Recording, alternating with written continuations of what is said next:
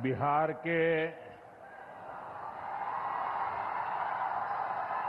स्वाभिमानी और मेहनती भाई बहन, आप सभी के प्रणाम। बिहार के राज्यपाल श्रीमान आरिफ मोहम्मद खान जी,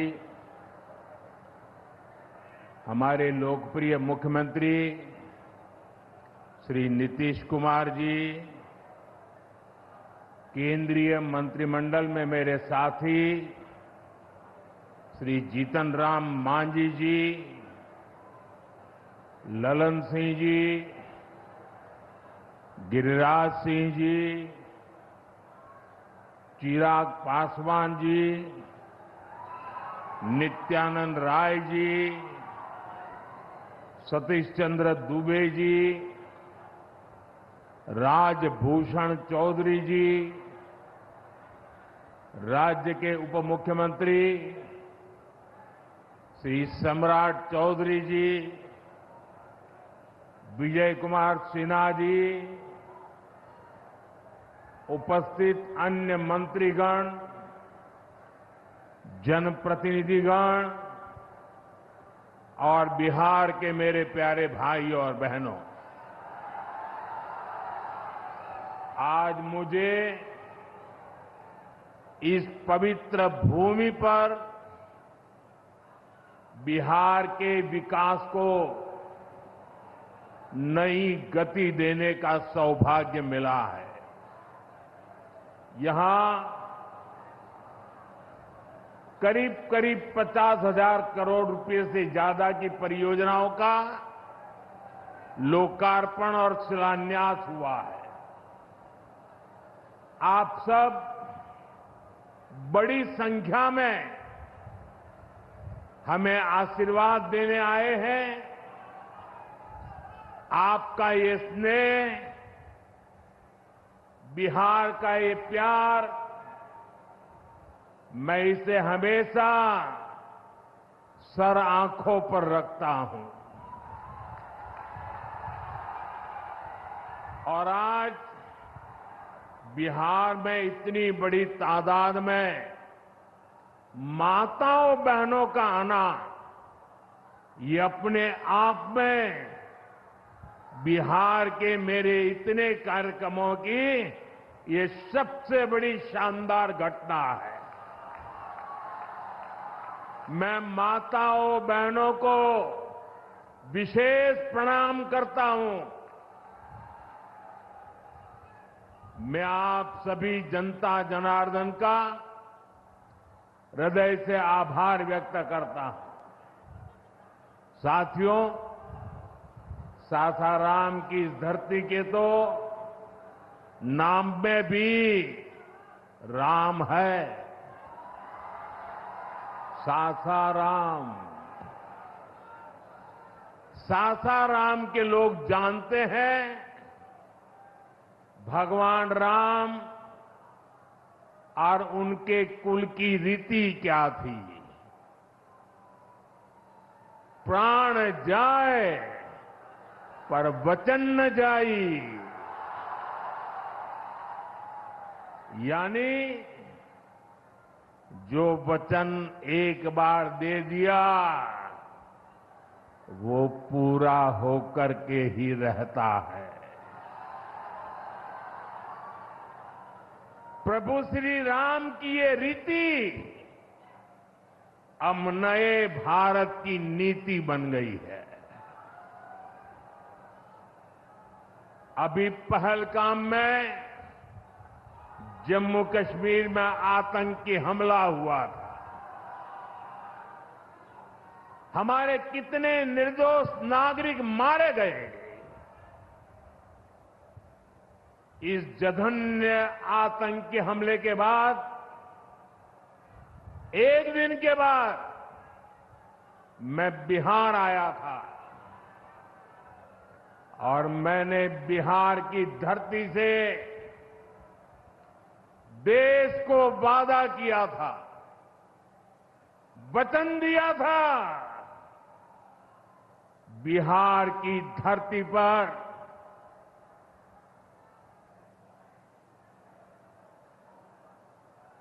आंख में आंख मिलाकर हमने कह दिया था,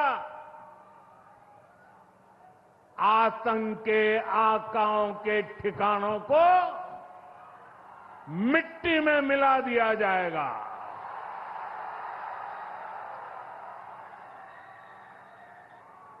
बिहार की धरती पर मैंने कहा था,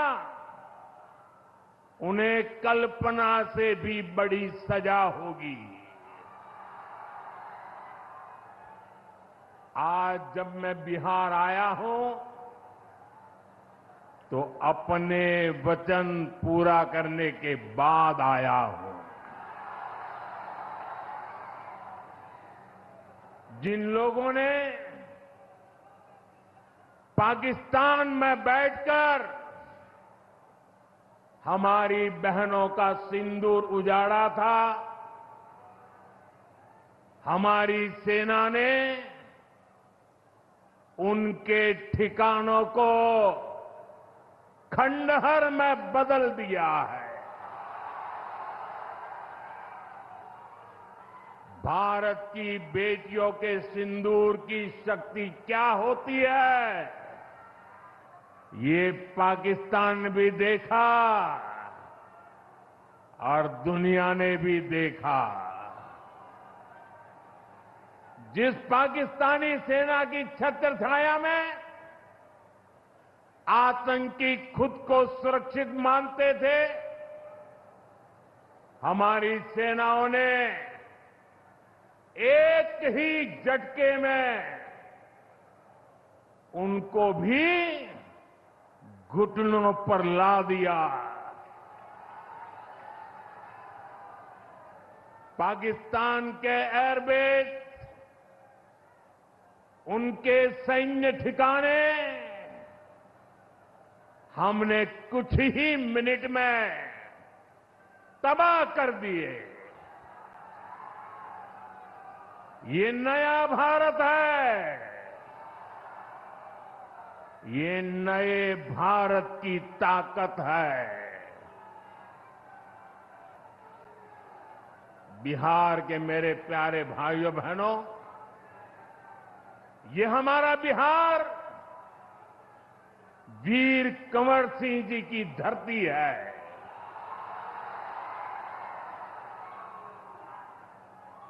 यहां के हजारों नौजवान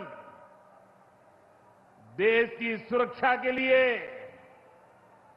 सेना में, बीएसएफ में अपनी जवानी खपा देते हैं। ऑपरेशन सिंदूर में दुनिया ने हमारी बीएसएफ का भी अभूतपूर्व पराक्रम और अदम्य साहस देखा है। हमारी सीमाओं पर तैनात बीएसएफ के जाबाज सुरक्षा की अभेद चट्टान है। मां भारती की रक्षा हमारे बीएसएफ के जवानों के लिए सर्वोपरि है। और यही मातृभूमि के सेवा का पवित्र कर्तव्य निभाते हुए 10 मई को सीमा पर बीएसएफ सब इंस्पेक्टर इम्तियाज शहीद हो गए थे। मैं बिहार के इस वीर बेटे को आदरपूर्वक श्रद्धांजलि देता हूं। और मैं आज बिहार की धरती से फिर दोहराना चाहता हूं, ऑपरेशन सिंदूर में भारत की जो ताकत दुश्मन ने देखी है, लेकिन दुश्मन समझ लें, ये तो हमारे तर्कस का केवल एक ही तीर है। आतंकवाद के खिलाफ भारत की लड़ाई न रुकी है, न थमी है। आतंक का फन अगर फिर उठेगा तो भारत उसे बिल से खींचकर कुचलने का काम करेगा।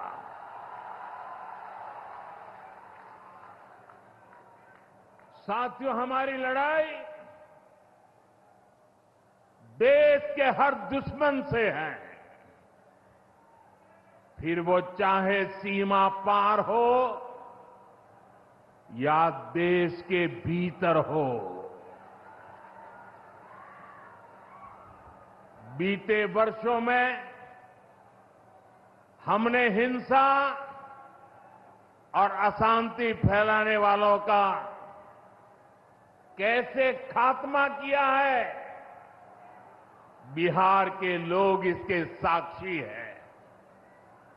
आप याद करिए, कुछ साल पहले तक सासाराम, कैमूर और आसपास के इन जिलों में क्या हालात थे।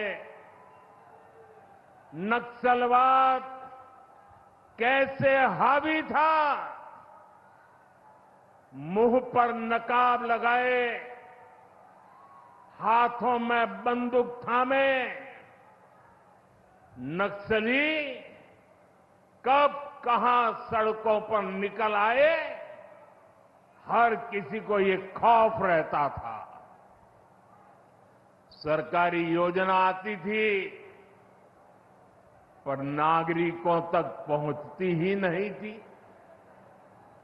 नक्सल प्रभावित गांव में न तो अस्पताल होता था, न मोबाइल टावर, कभी स्कूल जलाए जाते थे, कभी सड़क बनाने वालों को मार दिया जाता था। इन लोगों का बाबा साहब आंबेडकर के संविधान पर कोई विश्वास नहीं था। नीतीश जी ने उन परिस्थितियों में भी यहां विकास की पूरी कोशिश की। 2014 के बाद से हमने इस दिशा में और तेजी से काम किया। हमने माओवादियों को उनके किया की सजा देनी शुरू की। हम युवाओं को विकास की मुख्य धारा में भी लेकर आए। 11 सालों की दृढ़ प्रतिज्ञा का फल आज देश को मिलना शुरू हुआ है। 2014 से पहले देश में 125 से ज्यादा जिले नक्सल प्रभावित थे। अब सिर्फ 125 से ज्यादा, अब सिर्फ 18 जिले नक्सल प्रभावित बचे हैं। अब सरकार सड़क भी दे रही है, रोजगार भी दे रही है। वो दिन दूर नहीं जब माओवादी हिंसा का पूरी तरह से खात्मा हो जाएगा। शांति, सुरक्षा, शिक्षा और विकास गांव-गांव तक बिना रुकावट के पहुंचेंगे। साथियों, जब सुरक्षा और शांति आती है तभी विकास के नए रास्ते खुलते हैं। यहां नीतीश जी के नेतृत्व में जब जंगल राज वाली सरकार की विदाई हुई तो बिहार भी प्रगति के मार्ग पर आगे बढ़ने लगा।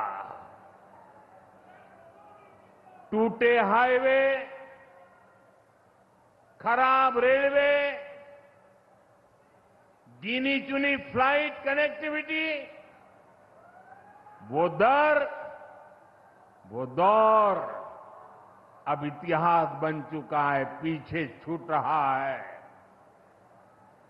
साथियों, कभी बिहार में एक ही एयरपोर्ट था, पटना।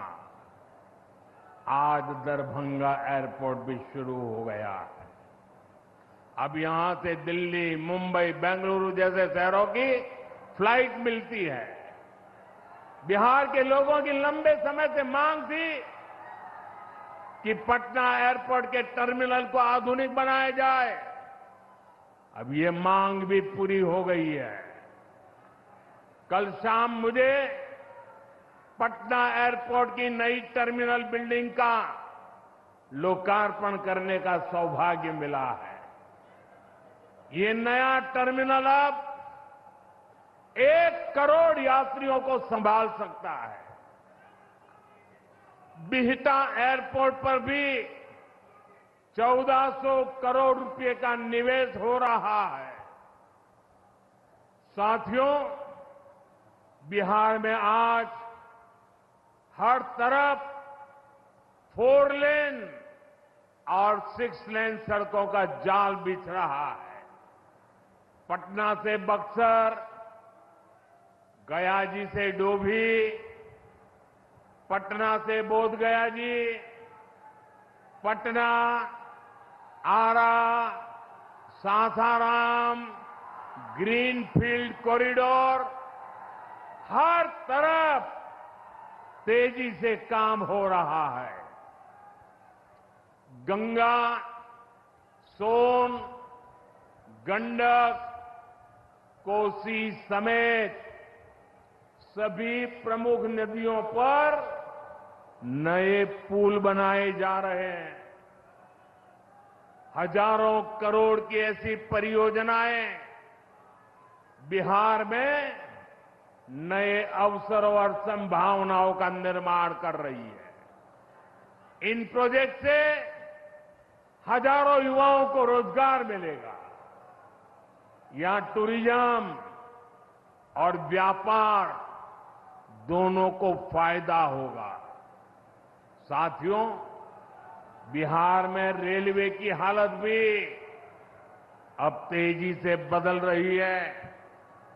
आज बिहार में वर्ल्ड क्लास वंदे भारत ट्रेनें चल रही हैं।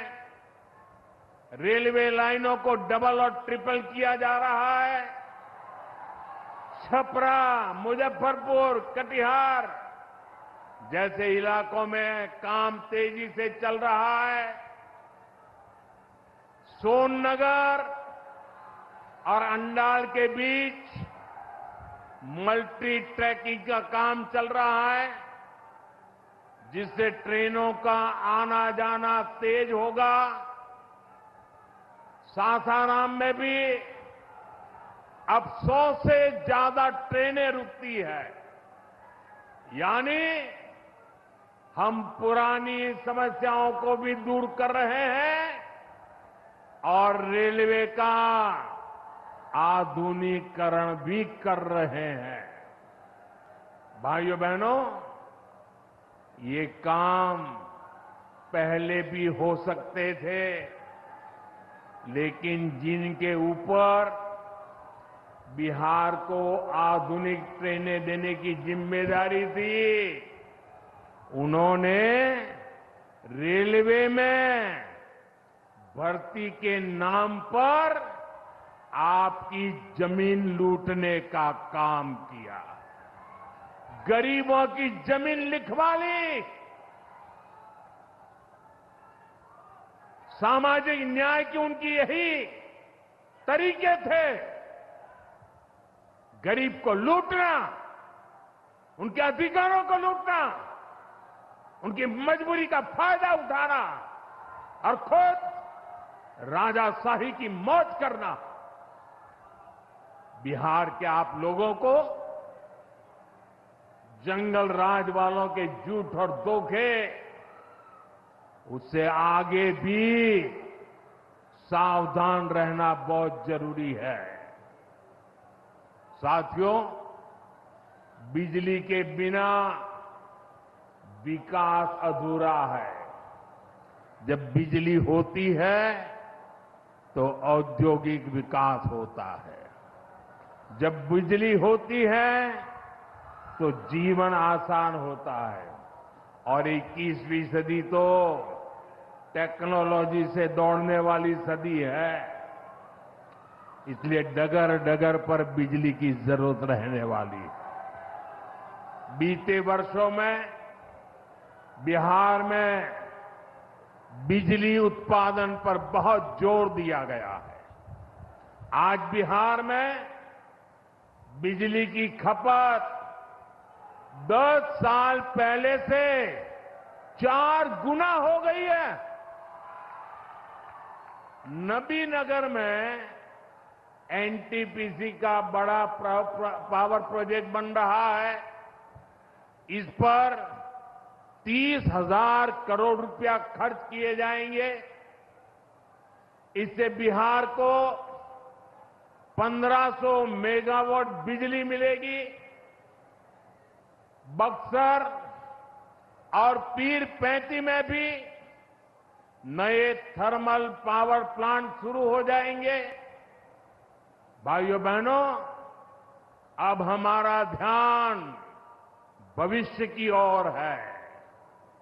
हमें बिहार को ग्रीन एनर्जी की ओर लेकर जाना है और इसलिए कजरा में सोलर पार्क का निर्माण भी हो रहा है। पीएम कुसुम योजना के तहत सौर ऊर्जा से किसानों को कमाई के विकल्प दिए जा रहे हैं। रिन्यूएबल एग्रीकल्चर फीडर से खेतों को बिजली मिल रही है। हमारे इन प्रयासों का असर है कि यहां के लोगों का जीवन बेहतर हुआ है। महिलाएं खुद को सुरक्षित महसूस कर रही है।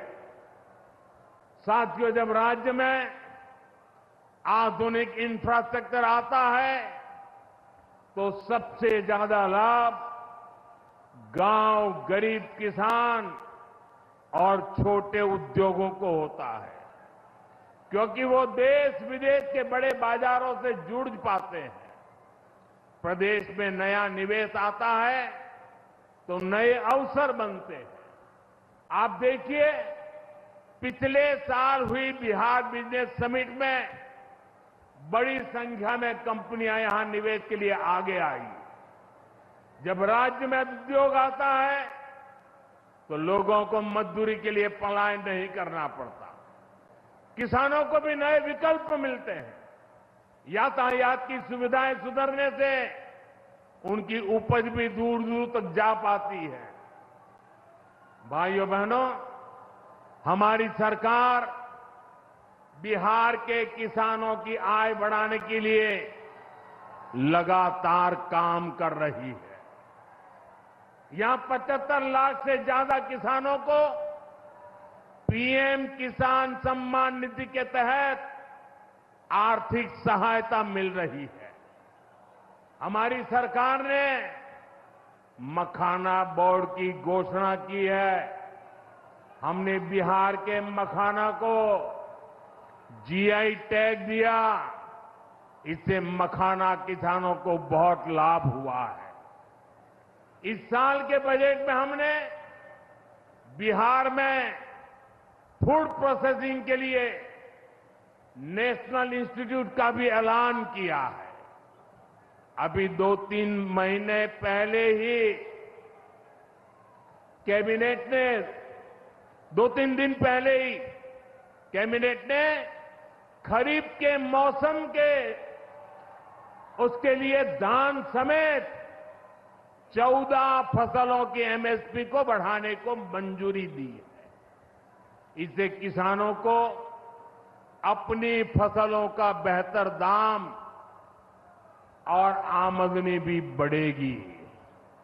साथियों, जिन लोगों ने बिहार को सबसे ज्यादा ठगा, जिनके दौर में बिहार के गरीब और वंचित तबके को बिहार छोड़कर जाना पड़ा, आज वही लोग सत्ता पाने के लिए सामाजिक न्याय का झूठ बोल रहे हैं। दशकों तक बिहार के दलित, पिछड़ों और आदिवासियों के पास शौचालय तक नहीं था। दशकों तक हमारे इन भाई बहनों के पास बैंक में खाता नहीं था। उन्होंने बैंकों में उनके लिए तो एंट्री बंद थी, दरवाजे तक भी घुसने नहीं दिया जाता था। दलित और पिछड़ा वर्ग के ही सबसे ज्यादा लोग झुग्गी झोपड़ी में जीवन गुजारा करते थे। उनके पास पक्का घर तक नहीं था, वे बेघर थे। करोड़ों लोगों के सर पर छत तक नहीं थी। मैं आपसे पूछता हूं, बिहार के लोगों की ये दुर्दशा, ये पीड़ा, ये तकलीफ, क्या ये कांग्रेस और आरजेडी का, क्या यही सामाजिक न्याय था? गरीबों को इस प्रकार से मजबूरी में जीने के लिए सारी नीतियां बनाने के आदी लोग। साथियों, इससे ज्यादा अन्याय कोई नहीं हो सकता है। कांग्रेस और आरजेडी वालों, इन्होंने कभी दलित, पिछड़ा की इतनी तकलीफों की चिंता तक नहीं की। ये लोग विदेशियों को बिहार की गरीबी दिखाने के लिए घुमाने लाते हैं। अब जब दलित, वंचित और पिछड़ा समाज ने कांग्रेस को उसके पापों की वजह से छोड़ दिया है, तो इन्हें अपना अस्तित्व बचाने के लिए सामाजिक न्याय की बातें याद आ रही है। भाइयों बहनों, बिहार में और देश में सामाजिक न्याय का नया सवेरा एनडीए के दौर में दिखा है। हमने गरीब तक जीवन से जुड़ी मूलभूत सुविधाएं पहुंचाई है। हम इन सुविधाओं को 100% लाभार्थी तक पहुंचाने के लिए काम कर रहे हैं। 4 करोड़ नए मकान, 3 करोड़ बहनों को लखपति दीदी बनाने का मिशन, 12 करोड़ से ज्यादा घरों में नल का कनेक्शन, 70 साल से अधिक उम्र के हर बुजुर्ग को 5 लाख रुपए तक का मुफ्त इलाज, हर महीने मुफ्त राशन की सुविधा। हमारी सरकार हर गरीब और जरूरतमंद के साथ खड़ी है। साथियों, हम चाहते हैं कि कोई भी गांव छूटे नहीं, कोई भी हकदार परिवार सरकार की योजनाओं से वंचित न रह जाए। मुझे खुशी है, इसी सोच के साथ बिहार सरकार ने डॉक्टर भीमराव अंबेडकर समग्र सेवा अभियान शुरू किया है। इस अभियान में 22 जरूरी योजनाएं एक साथ लेकर सरकार गांव-गांव, टोला-टोला पहुंच रही है। हमारा लक्ष्य है हर दलित, महादलित, पिछड़े अति पिछड़े गरीब के घर तक सीधे पहुंचना। मुझे बताया गया है कि अब तक 30,000 से ज्यादा कैंप लग चुके हैं। लाखों लोग इस अभियान से जुड़ चुके हैं। जब सरकार खुद लाभार्थियों तक पहुंचती है तो ना कोई भेदभाव होता है और ना ही कोई भ्रष्टाचार होता है, और तभी सच्चा सामाजिक न्याय होता है। साथियों, हमें हमारे बिहार को बाबा साहब आंबेडकर, कर्पूरी ठाकुर, बाबू जगजीवन राम और जेपी के सपनों का बिहार बनाना है। हमारा लक्ष्य है विकसित बिहार, विकसित भारत, क्योंकि जब जब बिहार ने प्रगति की है, भारत दुनिया में शिखर पर पहुंचा है। मुझे विश्वास है हम सब मिलकर विकास की रफ्तार को और आगे बढ़ाएंगे। मैं एक बार फिर आप सबको इन विकास कार्यों के लिए बहुत बहुत बधाई देता हूं। मेरे साथ दोनों हाथ ऊपर करके मुट्ठी बंद करके बोलिए, भारत माता की। आवाज दूर दूर तक पहुंचनी चाहिए। सीमा पर खड़े हमारे जवान का सीना चौड़ा हो जाना चाहिए। भारत माता की, भारत माता की, भारत माता की। बहुत बहुत धन्यवाद। जी हां, ना देश झुकेगा, ना बिहार का विकास रुकेगा। विकसित बिहार